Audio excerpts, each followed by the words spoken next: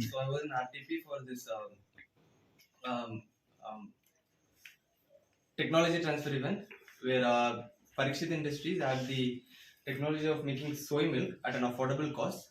So I had the buttermilk from here.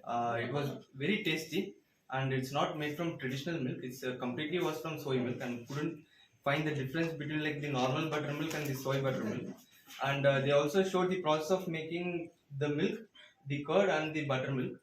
And it's really different, and even the cost is very on a lower end. And for 3 kg of soy, you can get around like 22 liters of milk. And when you condense them into like tofu, it's around like 4.5 kilos of tofu. And the price is around quoted for the 3 or 4 kgs of soy is around 300 rupees.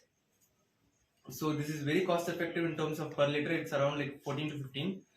And maybe like if you had a chance to come try here, like the Parikshith industry is doing very good. Like come have a try, and then like you will feel.